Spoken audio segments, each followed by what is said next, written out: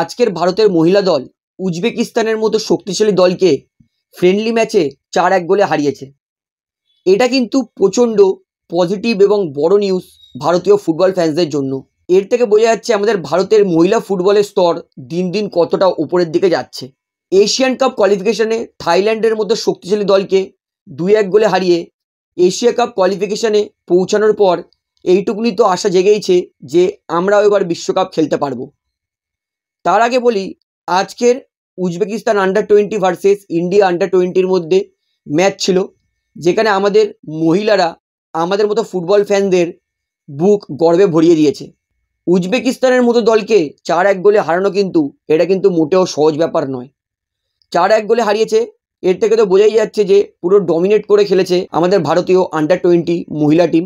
প্রথম গোলটা ভারতীয় প্লেয়ার শিবানী করে 25 মিনিটে, ভারতকে 1-0 গোলে এগিয়ে দেয় এবং 37 মিনিটে উজবেকিস্তানের প্লেয়ারটা 1 গোল করে কিন্তু ম্যাচ 1-1 ড্র করে দেয় এবং প্রথম হাফে আর কোনো গোল হয়নি।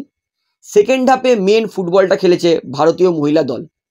সেকেন্ড হাফে 65 মিনিটে সুলঞ্জনা রাউল তিনি কিন্তু গোল করে ভারতকে 2-1 গোলে লিড দিয়ে দেয়। তারপরে 71 মিনিটে নেহা তিনি গোল করে ভারতকে 3-1 গোলে লিড দিয়ে দেয়। তারপরে তো অলরেডি উজবেকিস্তানের মহিলা টিম নিজের শোল্ডার ডাউন করে দিয়েছিল এবং বর্তমানে একটা জিনিস বোঝা যাচ্ছে যে আমাদের ভারতীয় ফুটবল মহিলাদের স্ট্রেংথ কিন্তু বিদেশি ফুটবলার বিদেশি মহিলা ফুটবলারদের সমান। কারণ 80 মিনিটের পরে যেখানে উজবেকিস্তানের প্লেয়াররা অনেকটা ক্লান্ত হয়ে গেছিলো, সেখানে কিন্তু ভারতীয় মহিলারা অনেক তরতাজাভাবে ফুটবল খেলছিল। 88 মিনিটে শিবানীর গোলে কিন্তু 4 গোল করে উজবেকিস্তান দলকে 4-1 গোলে হারায় আমাদের ভারতীয় মহিলা আন্ডার-20 ফুটবল টিম। এর থেকে বোঝাই যাচ্ছে কিন্তু ভারতীয় ফুটবলের নাম উজ্জ্বল করতে ভারতের পুরুষ ফুটবলাররা না পারুক, ভারতের মহিলা ফুটবলার কিন্তু করে দেখাচ্ছে।